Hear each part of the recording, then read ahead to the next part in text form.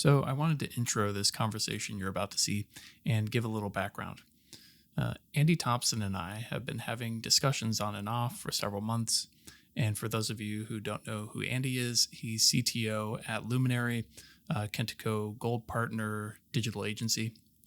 And the conversations that we've had, they've centered around the idea of how agencies work with their engineering teams, what makes those teams effective, how the agencies and their clients define goals for those engineering or software development teams, and really how much marketing a software development team working for a digital agency needs to know or understand. And all of this led to a question, which is, should the technical teams understand the client's business and marketing strategies? Is it yes or no with some nuance? We'll get into that in just a second in the conversation with Andy, but I feel like we do answer that question, but there's a lot more really valuable insights that Andy shares from his experience working in the digital agency world for so long with content management systems and DXPs like Kentico, that I think software development teams and leaderships working for agencies can learn a lot by listening to this conversation. So that's it for the introduction. Let's jump over to the discussion. All right, Andy. So here's the question. Should agency technical teams understand their client's marketing and business strategy? Short answer is yes. In my view, but of course, there's the long answer. I don't think they need to understand the whole business and marketing strategy, right? We don't need to pick up our entire development team and sit them in the annual strategic planning for the client just to understand what they need for the website. But I think absolutely they do need an understanding of the purpose of what they're building, what they're trying to achieve. That's why we have all these processes. I mean, I'm sure we'll talk about them, but there's whether it's that agile process where you include developers and designers and everyone and the product owner from the client all in the same meeting, whether it's the way we do a discovery process where we go in first to figure out exactly what needs to be and why we need to build it and what the goals are, the user journeys, all that sort of stuff. But yeah, absolutely. I think there's a level that the technical teams need to understand why we're doing it, what are the goals, rather than just what is being built. Mm-hmm. But there's a balance there where they don't need to be. Everyone doesn't need to sort of too many cooks in the kitchen or whatever it is. Trying to come up with that. Yeah. Okay, so I guess you'd say yes. But yes, there's some nuance to the answer. And it Definitely. Feels like there's a line that gets drawn that creates the right balance. Yes. So in your experience, what happens when a technical team is maybe too focused on the technical aspects of what they're working on? As in too focused on technical and not having a broader picture? Yeah. Yeah, exactly. Look, there can be benefits to that as well. Back in the day, when most people, a solutions architect job was to write a technical specification. Then you'd get that signed off by everyone, and then you go, right, done, and you'd lock that in a lead-lined box and send it off to the development teams. That if you got that right, which was unlikely to get it 100% right, there were benefits to that, right? Timeline condensed, budget probably a bit tighter. You were able to ship it out to different places, offshore, whatever it was. So there, obviously, whereas at the other end of the scale, if you, there can be a lot of bloat, basically, a lot of budget and timeline bloat. So say you go in with no plan, just let's just kick off a team. Let's just get a full team of people, get everyone in a room, and let's just start iterating, developing. So I've seen people take this idea of agile One of the core principles of Agile is working software over comprehensive documentation. I'm not sure if that's the exact word. Yeah. But say you take that too far, because you can take anything too far. By definition, too far is too far, right? You can end up with a lot of bloat. You can end up with 15 people in meetings for 30% of their week, all billing that time. You can end up building the same thing over and over and over. Product teams internally with a small team, that might work for them, because what they want to do is discover what they need as they build, and they want to refine and optimize. Whereas I think in an agency customer situation where you have that iron triangle relationship of budget, time, and quality, we can't do that. We don't have the luxury of unlimited budgets and unlimited time to get perfect quality. So I think there's definitely a line, and I think that line needs to be found based on the maturity, digital maturity, not maturity, that's a bit mean, but the digital maturity of the customer and the constraints that they have in place, and also, frankly, the complexity. Are they building something that hasn't been done before? Are they shipping a new product to market? Or are they essentially building a website? Okay, so maybe the same team on a different project with a different client, a different scope of functionality, is going to dial in where that line is in terms of understanding the marketing and business strategy compared to the technical requirements. They'll dial it into a different location. Yeah, absolutely. And I think that's a good point. The exact same team might go to a different depth. And I think that's why often projects or engagements are now being separated into that initial exploration or discovery sort of phase, and then the build. There's two reasons for that. One is because if you had to estimate the build straight up, you wouldn't have a very accurate estimation. So you need to actually spend that time first dialing in the understanding, just so that you can give them an accurate cost, right? That's one part of it. But the other part is there might be you can't just apply one standard template to say, okay, for every project, we're going to spend the first 20% of this time just exploring your requirements. Because if what they essentially need is just, say it's a sort of an umbrella company for someone who needs to build 30 websites all on a shared design system, something like that, right? That's something that's going to need a lot of skill, a lot of build, a lot of design time, a lot of development time, a lot of QA, a lot of content, all that kind of stuff. But the strategy isn't that complex there, okay, right? Yeah. Whereas compared to someone who is going to be first to market with going to a web version of something that was previously only a desktop application, that's going to take a lot more engagement up front to make sure that if you just make that assumption, that's fine, we'll just get our dev team to load up the desktop app and then they'll just build a web version. We'll see you in 6 months. That's not going to go well. And I think that's where the experience of those teams in that engagement and having that exploration and right-sizing that exploratory phase as well is really important. So I'm going to push back on you just because I want to hear where you take this. It seems like the goal of a really successful agency is to be able to templatize how they interact with clients and stamp it out with all the creative flair that comes along with being a really innovative agency, but be able to put people on a project and repeat processes in a standard way over and over to improve efficiency and revenue and then outcomes for the client.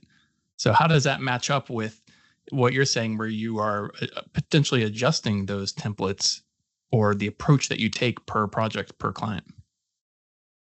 I think that's a really good point. And look, there is the constant battle within clients and within agencies too, between that weighing up, trying to reuse IP, trying to get efficient, trying to use best practices, trying not to reinvent the wheel. And really that's all around just trying to keep budgets down.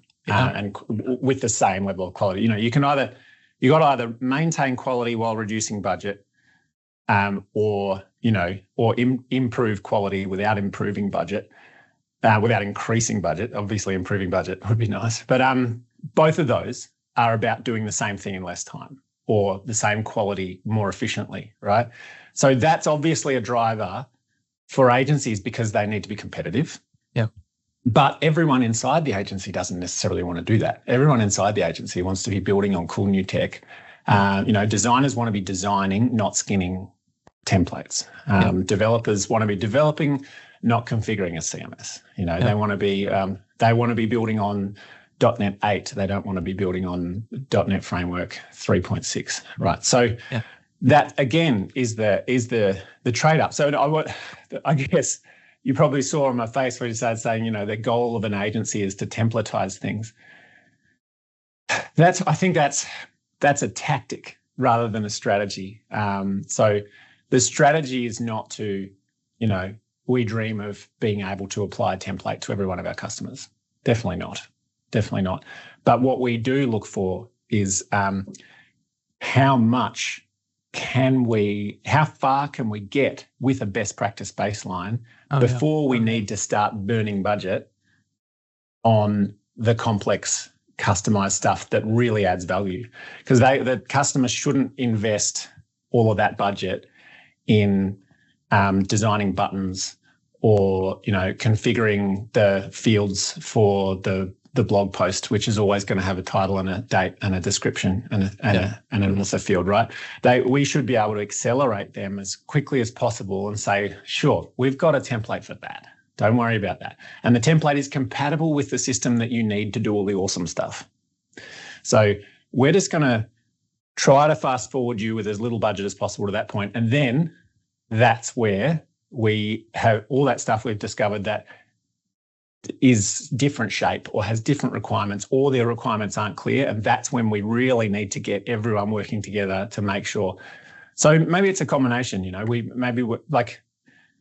we don't need to, that's the bits where their marketing strategy doesn't really matter that much to the development team, spinning up environments in the cloud and deploying the base CMS to it. We don't need to talk to the chief marketing officer about that. Yeah. But there are certain, but then that's again, like the line you talked about within the project. How deep do we go? Yeah, and I don't want to digress too far, but that reminds me of a topic that I like to remind people of based on my experiences, and that's when you're building a MarTech solution. The engineering is important, but the real focus is the outcome for the marketers that are using the solution. Are they generating revenue? Because if they're not going to pay an agency anymore to do the work because they don't have the money to do it. Exactly. So developers, and if you're not careful, you spend all that time building the base stuff, and then they run out of money before they get the valuable stuff. Yes. And developers can easily focus on which version of ESLint am I using, and what's my configuration file look like. Am I using the new flat ESLint configuration that now is breaking half the packages out there? And you get into this bike shedding or yak shaving as an engineer, and you're trying to solve a problem, but now you've completely lost focus on what the marketing strategy is. Like there is no marketing strategy in ESLint. Those two are so disconnected at that point. Exactly. And so if you're not careful, and if all you feed through to the developers is the development requirements rather than the marketing ones. So if you say, okay, let's look at all the marketing requirements. Okay, we're happy that this system will do this. Therefore, we need you to implement a system on the latest version so it's secure and it needs to perform really well and all that kind of stuff. Then they'll spend all the time they can to absolutely nail those requirements. They'll get Lighthouse scores that are all green. They'll be on the latest possible version. They'll have no, old packages with potential security issues. They'll get you on a really efficient solution architecture. But what they might have missed is what those user stories actually were that led to the selection of this platform, right? So they might get really excited about they're building some Jamstack website that allows them to be secure and scalable and ultra fast, but they might miss the reasons that platform was selected, were might have been primarily marketing reasons or some other department or some integration requirement or something like that. So what we find is really useful for carrying that forward, which is difficult to do, and ideally you need some continuity in the team all the way through from that discovery all the way through, is to not write specifications, but more try to carry those, agile user stories all the way through.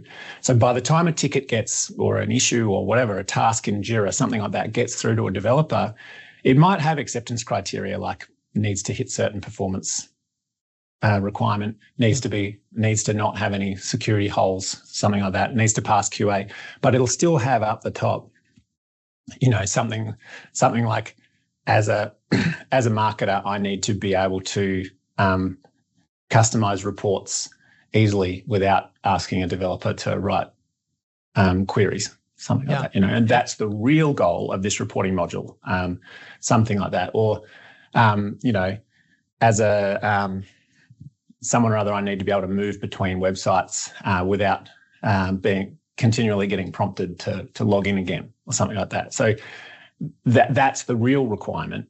The requirement isn't to use the latest authentication provider or something like that, and that might have just trickled in a translation by a solution architect. Oh yeah, let's use SAML something.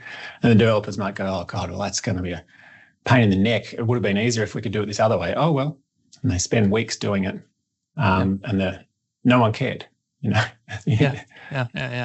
I feel like engineers, they're professionals. They want to do a great job. They want to solve difficult problems and come up with creative solutions. And if they aren't supplied with problems that are relevant to the client, to the marketer, then they will come up with their own problems to solve. They'll go exploring the latest frameworks, packages, libraries, techniques, things they haven't tried 100%. Before to give themselves a challenge so that they're not doing the same thing over and over again. But not just, they're spending time now on something that has some intrinsic value, but might not be relevant to the marketing team that has a quota. They have a goal. They have revenue that they need to hit for the half of the quarter. And that can be, it's not just engineers too, it's designers too. They want to design. They want to solve usability problems. They want to solve, they want to optimize how something works. Design isn't how something looks, it's how it works, they say, So they, the whole team wants to, but they're working with the challenges they were given, which is, a budget and a timeline, but also just, we need these features, we need all this stuff on this page, how's it going to be arranged? Whereas what we've found in the past as well is if you actually pass through that challenge, which is less of a this site needs to perform or we need all these features on this page. If you pass through the challenge to the engineering team and the design team, that is, we need to get something done within these constraints, that's also a challenge for them. If it's positioned as this is what the client needs, this is what the customer needs, and this is the challenge. You've got this much time to do this. An example is front-end optimization. It's a lot of it's invisible, but developers love that challenge. Once the challenge is get this page to load in under 0.1 of a second, all of a sudden they're turning off images and they're making things load later. They're removing things from the page. They're reducing the quality of images. They're stripping out code that's not required, things like that, rather than trying to. So, and that's just can be just as satisfying. Or an example might be this design also needs to fit on an iPhone screen. Yeah, that was a massive constraint, and people did resist mobile first design for a long time. But if that's the important thing and that's the challenge, they'll take on that challenge too. And we've had, we've had some great success where we had an old customer who actually tied our budgets to their performance. So this was a while ago. This is rare that you get this kind of amazing opportunity, but the client would actually track after we shipped new features. They would track their financial performance, and they would come back and report directly to the team the effect that had. And that meant rather than trying to upgrade to the latest version or feature bloat or, roll out new things, make things look pretty, if they just made something a bit faster, or if they just, if they figured out a way to make a page faster or load faster or increase conversions, even if it meant removing work they'd done before, if that moved the needle in the right direction for the client, they came back and said, well done, you just made our business more money, so now you can have more money. And it was incredible. I mean, this sounds like a made-up story, but the developers were really excited about the financial performance of the customer rather than, getting annoyed that they were working on an old version of a CMS. And that makes me think of something that maybe is a topic for a future discussion, but I think it's probably beneficial for teams to think about what they value, like an engineering team. What do we value? What are we trying to accomplish? What does success look like? And I think a lot of times it's having great code. That's success, yes. Right? They're defining their own team's values, benchmarks, goals.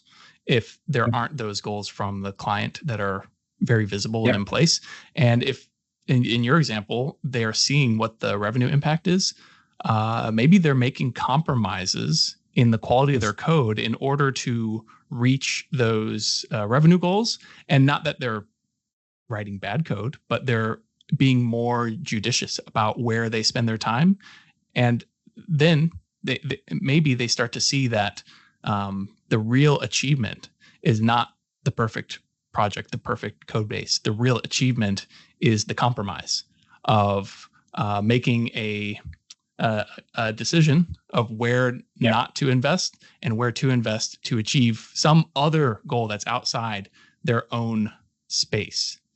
But definitely, to kind of go back to what you were saying about giving the engineering team feedback from the marketing team, from the client, what the impact was of their changes. That seems like it requires a thread, a connection between engineering, which feels typically very back of house, and maybe a project or account management that's more front of house, and then the client, which is somewhere else entirely. How do you create that bridge there so that you can actually have a conversation with the marketing or the engineering team about what the marketers really need and what impact it has?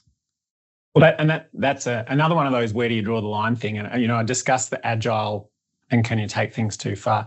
The way we do that, the short answer to that last bit there, is that we have agile Scrum teams running on that sort of fortnightly process. And one of the biggest challenges there is actually getting a product owner from the customer to commit their time to be in those agile meetings, whether that's like a review at the end of a sprint after we've, or a retrospective, or in the sprint planning where we're prioritizing what is really most important to the customer to ship this sprint. And we have, you might have a junior developer working on there, but they're in the room with that person who might be the head of marketing at the customer regularly with videos on, faces. Typically it's not in the room because you can't get those people to come to the office 3 times a week, but video calls are great, right? And we have those people in the room listening and talking, and that's your opportunity. It is a challenge though, and so sometimes we even kick off the whole engagement by doing mini agile training for our customers just to like reinforce the value of that process. Yeah. But again, like I said at the start, you've got to be careful not to go too far with that and try to expect them to be in a meeting with the entire project team 4 times a week, because A, it costs too much, and B, they're going to end up pulling away and just sending someone to represent them in those meetings. And once there's that gap, once there's just someone sends a representative to the meeting and our team isn't in the meeting either, you've lost that direct thread, I think. Yeah. Oh, so you have the connection between the engineering team and the end client, but that can't be all of it. There's something that the agency does where you also look at your engineering team and you say, hey, the client can't guide you all the way. Instead, you have to learn some of this yourselves. And so that actually leads me to another question I have, which is, let's say you have a novice software developer. They come out of a boot camp, university. They join an agency. Maybe they worked for an enterprise or on a product team somewhere briefly, but they join an agency. They're new. how much should they know about digital marketing? Joining a marketing agency, not novice software developer. A novice software developer, okay. They don't need to know a lot, but it does, like, it accelerates them a lot if they've sort of done something, even if they've just toyed around with something themselves or something like that. But no, they don't need to know a lot. You just need to have that understanding in the team, is my opinion. So in that, not in the agency team, in that project team that are meeting very regularly. If I had a novice software developer with no experience, first of all, sounds draconian, I wouldn't allow them to be the only developer on that project. I would definitely make sure that there was someone else with some of that sort of wisdom. But that's where I find you definitely need someone with that mixture of tech savvy and street smarts or marketing smarts or something in the team. Typically that falls to our digital producers in that situation. If we have less digitally mature developers, the digital producer or scrum master, project manager, whatever, they have different names, but there's sort of a mixture of a sort of a technical BA and a project manager on the project. That tech sort of BA understanding function needs to be present in at least one of the roles in the team. Definitely. I find that very interesting that you have that type of role, because it makes me now wonder. So we looked at the novice software developer. What about the solutions architect or the team lead? How much do they know about digital marketing? Do you still leave it up to that BA role, or the person that kind of has a foot in both the marketing world and the technical world? You've touched on something that we actually are working on a lot at the moment, is that, so we don't have really pure BA roles, but that BA sort of function is performed by typically by the technical producers or solutions architects or strategists at the moment, right? And depending on the type of a project, if something is very much a marketing strategy focused one, you might not need a really heavy tech solution architect in there. Whereas on another project, like you were saying earlier about that balance, and on a really heavy, like the one I mentioned before, which was translating a desktop app to a SaaS application, obviously the ideal person to be doing that BA stuff is a solutions architect with a very heavy tech background. Right. So it's not so much that we put a dedicated business analyst on every project. It's like we have a few roles in the company that do that BA work. And it might be more of a digital strategist, it might be a technical producer, or it might be a solutions architect. And that's sort of what I was getting at. You need someone in the team with that. And if all you have is a junior developer, you don't have a solutions architect in there, then it's going to be really important to have a tech producer with that skill, that ability to pull things apart, basically. Okay. That's very interesting. Do you see... Maybe we work differently to everybody else, but... I would imagine that if we were to have 10 agencies talking about the same topic, you'd get 10 different answers with some commonalities in the middle. But I'm sure there would be commonalities. Yeah. It depends on the types of projects we're engaging with too. I mean, we don't... That's very true. 10 years ago or 15 years ago, we used to churn out, a website a week, just over and over and over. And obviously we weren't doing a lot of deep solution architecture and discovery phases, and we weren't involving the CMO of the company in meetings every 2 weeks. That was more of a production line. Whereas now we're doing very different types of projects where there's a lot of unknowns. Yeah, that makes sense. Do you see that kind of middle role coming from the more business marketing side and someone gaining some technical knowledge after working on many projects? Or do you see it more that you have a solutions architect that finds the marketing world and the business strategy world interesting, and so they start to transition over to make that bridge? That's a very good point. And you would have heard me say producer and then sometimes technical producer.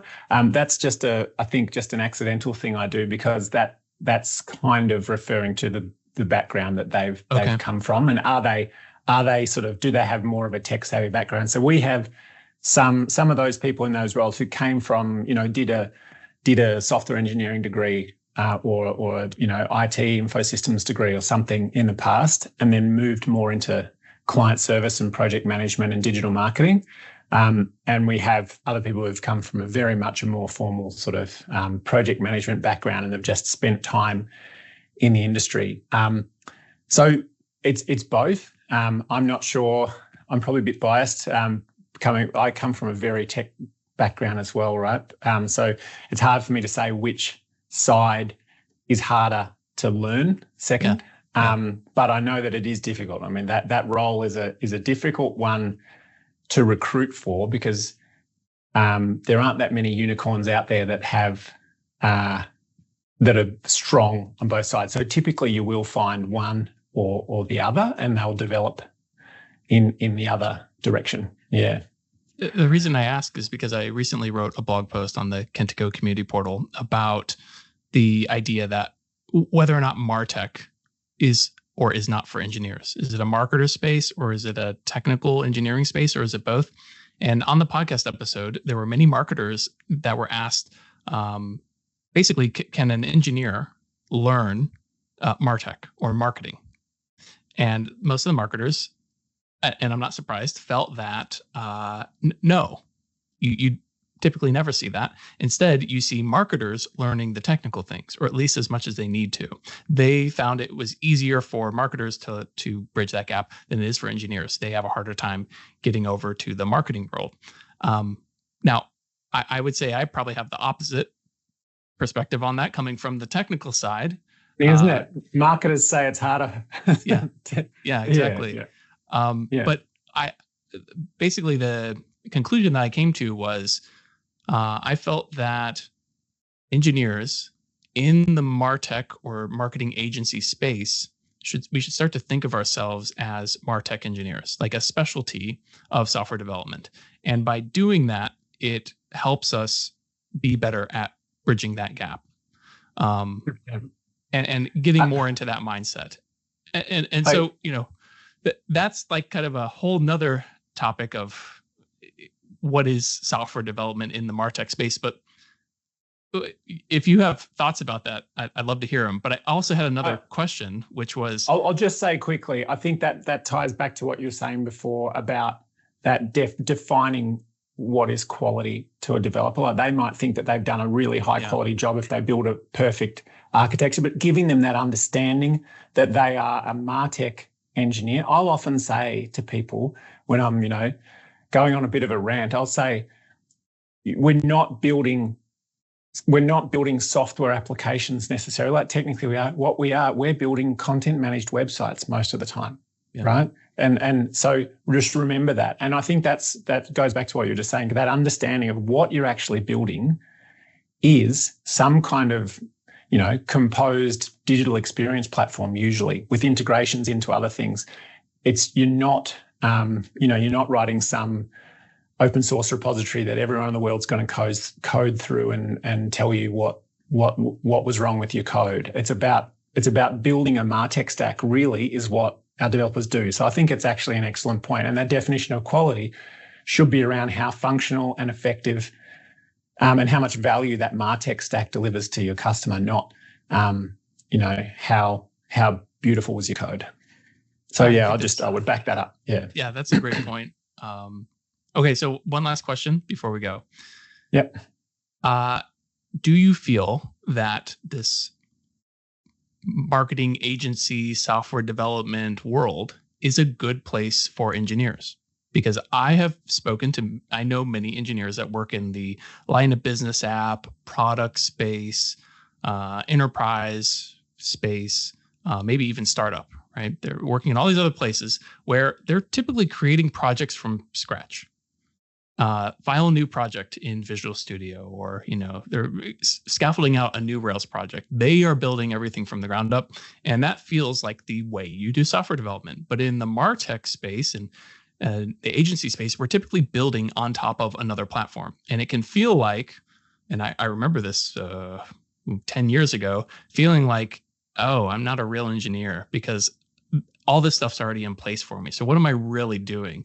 I'm not a software developer anymore. I'm kind of like cheating a little bit. I'm not as rigorous of an engineer. And I think there's a perception from engineers coming out of, or software developers coming out of university or boot camps, that like the marketing world or the agency world, that's not real software development. What do you think about that? Do you think this is a good space for software developers to come and learn the concepts of software development? Do you think they'll grow here? Is this a good place to live and work?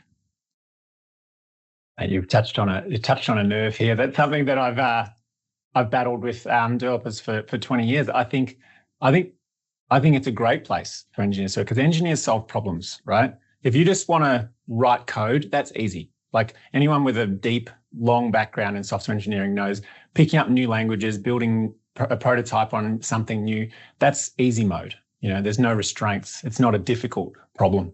That's why people like it, because you can be really rapid, really creative, really exploratory, right?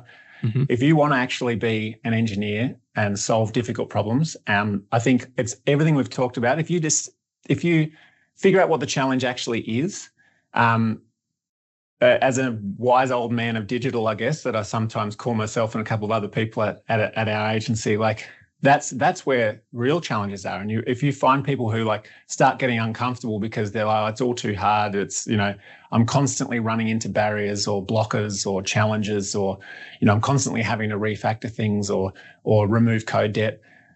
Do you really want to be a software engineer, or do you just want to go and do, tutorials on YouTube and learn new languages every day? So that's my bias approach is if you understand the challenge, you can get a lot of value out of, and that's what solutions architects end up doing as you sort of rise up through the ranks of within agencies. At least you get to the point where that's your world, is dealing with, some customer who's still integrating with SAP, but they need to move to the cloud, but they need to do this and they need to integrate with that and all that. And then you have to solve that really difficult problem. And if that's what you want to do, and that's how you understand engineering, then great. But if you just want to write scripts, sure. Go play with new tech every new week. Yeah, I completely agree with you. I felt that I learned a ton being in the marketing space. It is a specialty. Like you end up moving more towards the marketing mindset, understanding some of these concepts more than if you were in BI or line of business apps. You'd learn some other part of the business. Like software development is always related to some business. So you're going to learn some part of the business world. And in the marketing agency space, you're learning the marketing team side of technology. But after many years of this, I feel like there is so much to learn, and the constraints and challenges are really interesting and really exciting.